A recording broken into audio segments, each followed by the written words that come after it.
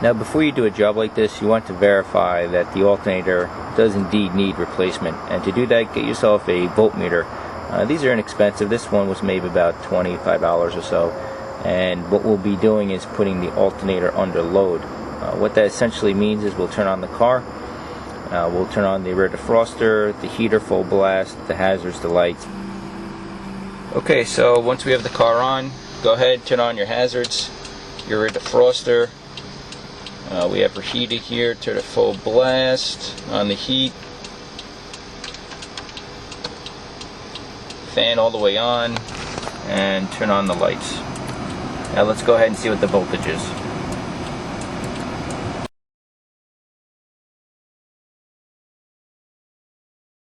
And what I'll be doing here is using the red wire and attaching that to the positive side of the battery, and the black wire will be on the negative side of the battery.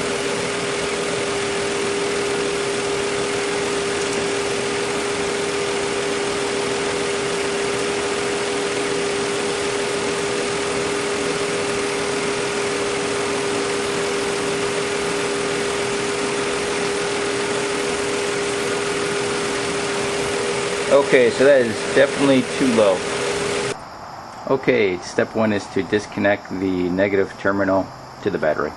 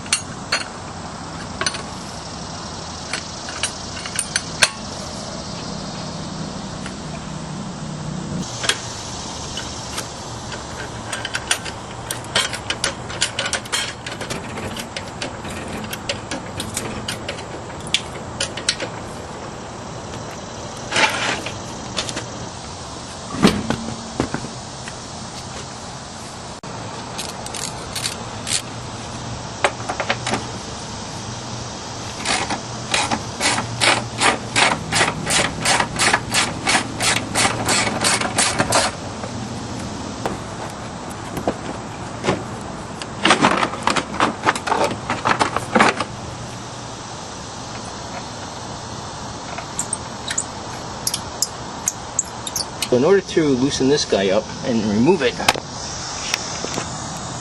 on top, let me get a screwdriver.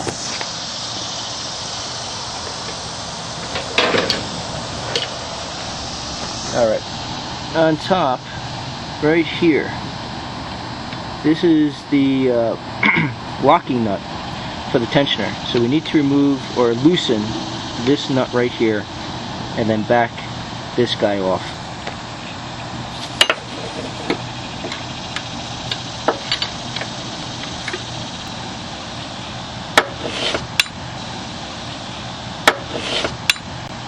Alright, that's done. And then we'll back this guy off.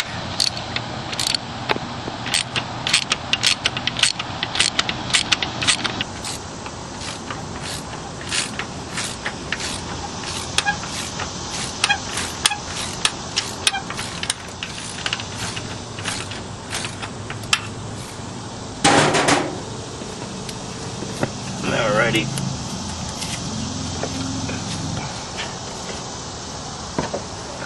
And when you remove the belt, just check it for cracks. Make sure it's in pretty good shape. Okay, so we also have this front plate.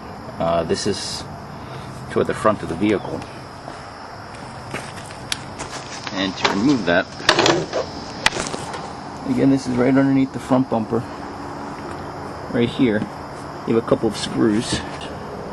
The one down here, these are 10mm. Another guy right here. Squirt a little bit of WD-40 just to remove these bolts. And we'll go ahead and get this going.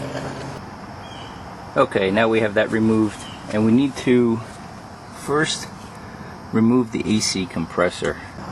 Okay, and here's another angle for the AC compressor, and what we need to do is remove, there are 4 bolts. 1, 2, you have a third one right there, and there's a fourth one right there.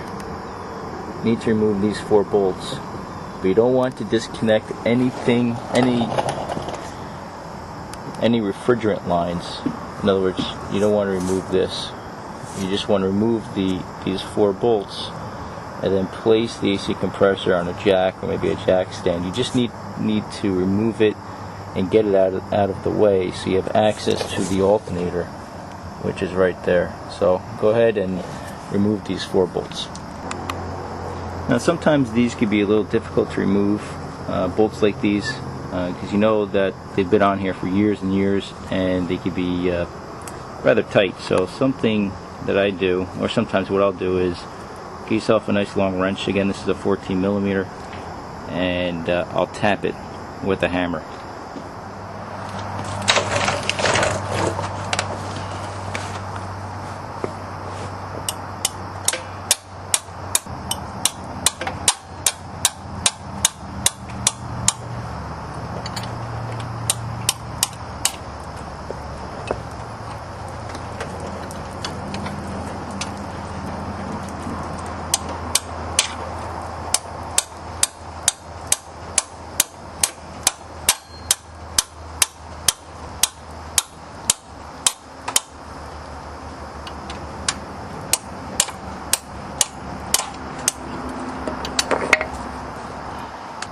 Now the other 2 bolts, they're a little difficult to get on camera and hammer in the same time or loosen in the same time, so this is the best I can do.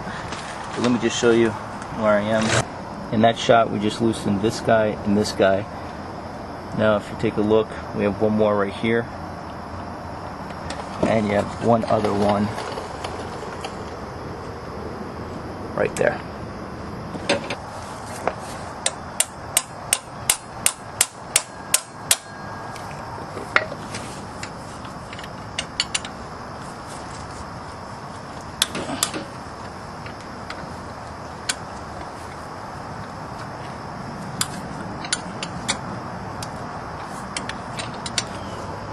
Alright, so these 2 bolts are loosened. This top bolt right here is loosened, and the other side I just loosened off camera. It was a little difficult to get, but you get the idea. That guy right there. And what I'm using, also just to give you a heads up, is I'm using one of these wrenches that has an angled end. You see how it angles out like that? It's not completely flat. It angles out, and the reason for that, why this makes it really easy, is when you get to one of these nuts up here, and I do know obviously you can use a ratchet. I just find, what the hell is it? I just find these wrenches, when you're looking to hammer them, I think they stay on. You know, when you tap these nuts loose with a hammer that are obviously a little stubborn to remove, with a ratchet the socket tends to fall off. With these wrenches, it just, for me, it just, I get a better, for me the wrench just gets a better hold. So if you have one of these, use it.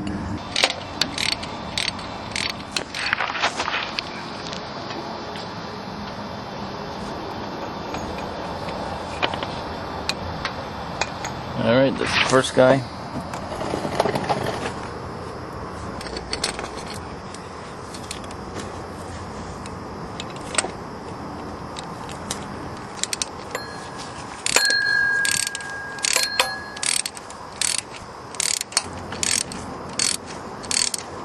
And these bolts are rather long, so give yourself a little bit of time. Go ahead. Let's loosen up a little bit more. And out she comes. Alright, what I'm going to do is, before I remove these 2 bolts, I'll place a jack stand underneath.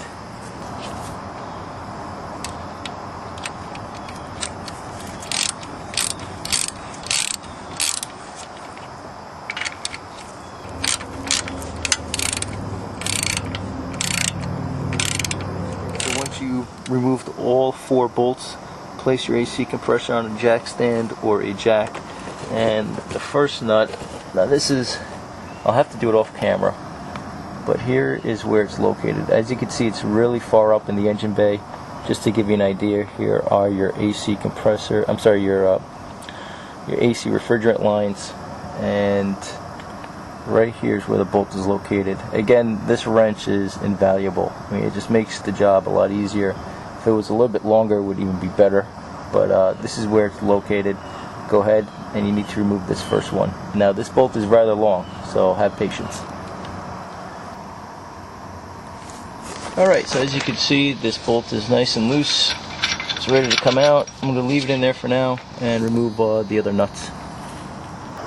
Alright, so now we need to remove the electrical connection to the alternator, and as you can see, you have one connection right here which I've already loosened. So just remove it out of the way. And there's also this rubber housing over the other connection, which is right there, and we need to remove this as well. Alright, go ahead. This is a 12mm, by the way, and I just loosened it, so remove the bolt. Alright, once you wrap that up, go ahead and remove the terminal off of the alternator, and we'll have one more nut to remove. Okay, now the last bolt. It's so dirty, I'll have to point it out to you. But right, let me get a wrench here. Right here.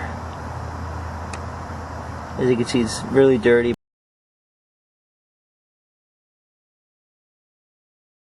But that's where your last bolt is. You need to remove that guy right there. It's a 12mm. Alright, so all of the bolts have been removed, but it's just so tight underneath the car. The AC compressor's right there.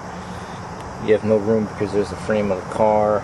You have the radiator right here. And I was reading the service manual, and they recommend taking out the fan shroud. So that's what I'll have to do right now. And hopefully then we can snake out the alternator. So first step will be to remove this electrical connector right here. Once you've done that, there's a 10mm nut right here. There's most likely another one underneath the car. Looks like it's all one piece. So it connects to the other side as well, which means this lower air duct is in the way, which means I need to remove this as well.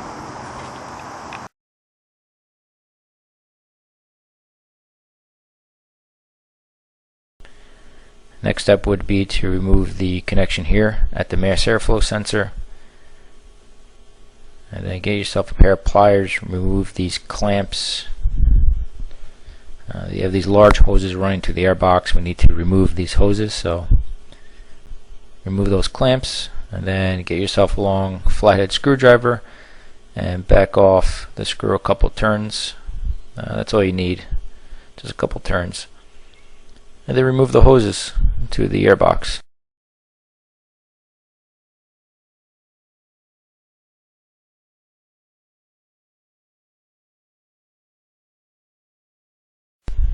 After that, you have 4 clips around the air filter box. Make sure you unhook all 4 clips, otherwise you're not going anywhere. After that, you have a small vacuum hose here at the airbox. Once that's taken off, pull up and toward gently the whole assembly. Make sure you don't damage that mass airflow sensor. That's the last thing you need.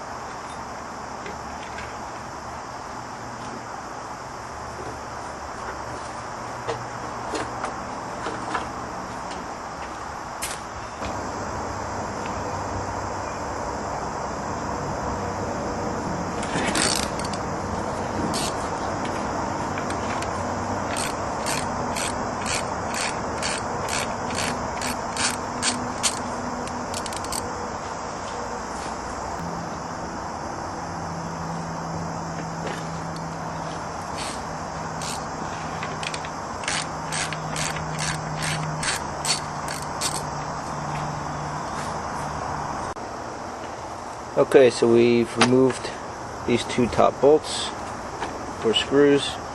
Again, we disconnected this line right here. Remove these little clips. One clip here, one clip here.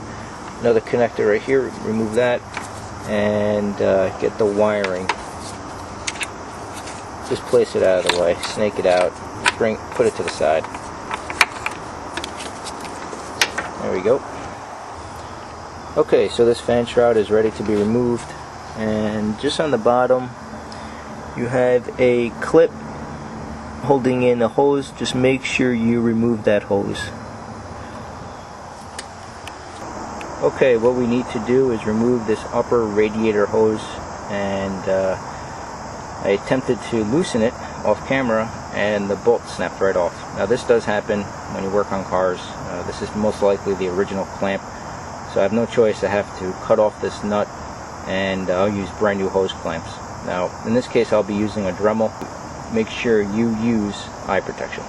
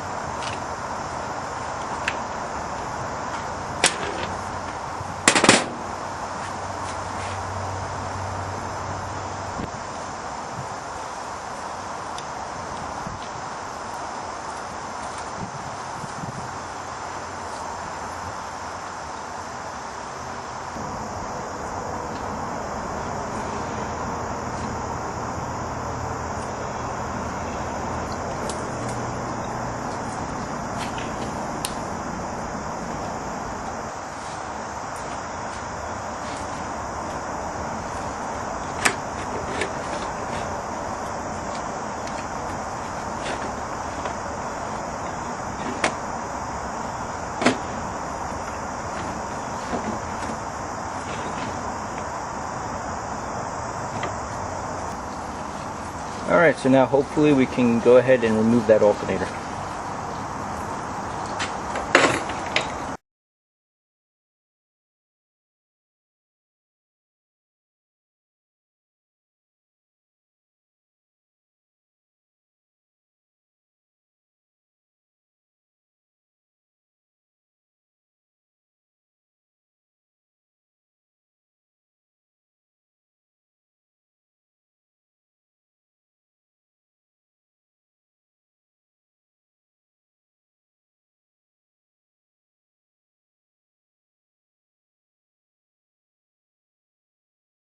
Now when it comes to buying a new alternator, make sure you buy the correct one. On this vehicle there are two different types. There's 125 amp and 110 amp.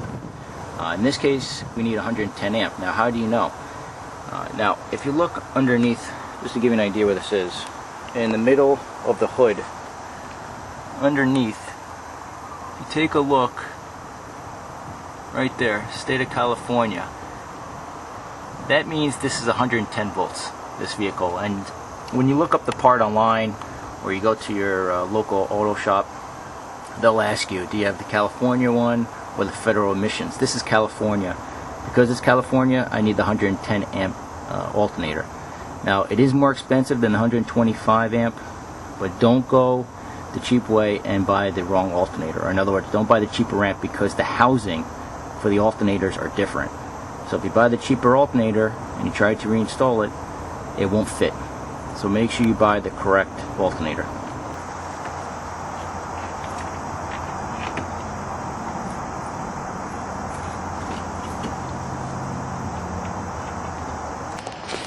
Okay, so the alternator is back where it should be. Now we just need to realign the bolts. So just hook up this guy with, sorry about that, just hook up those two holes together.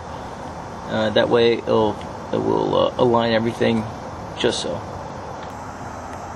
Alright, once you have the alternator back in place, tighten up the two main nuts, reinstall your electrical connection right here.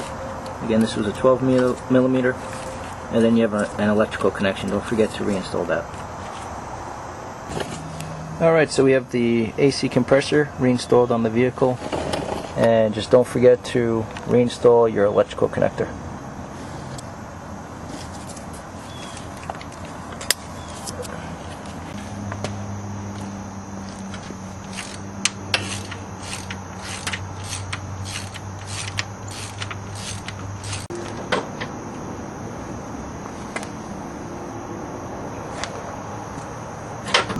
Once you wrap up with the main drive belt, don't forget to tighten up the locking nut.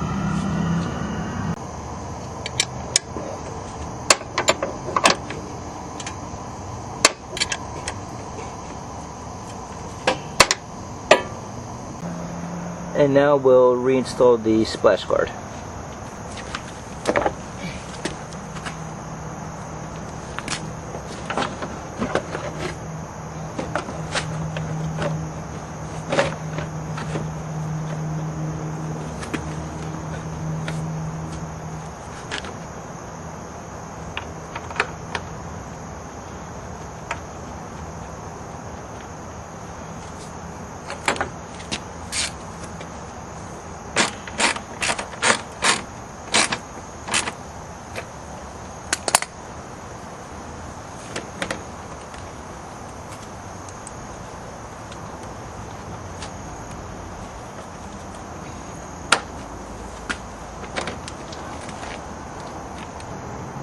Go ahead and reinstall the wheel.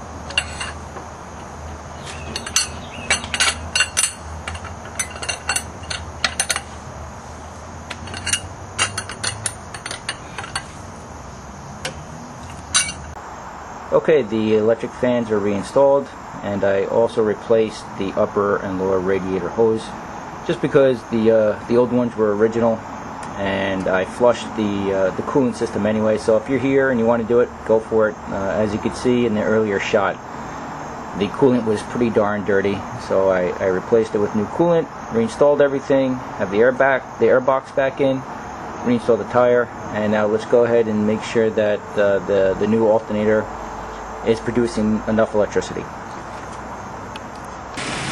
Okay, so the manufacturer states the output on the voltage should be between 13 and 15 volts. So let's go ahead and see what we have.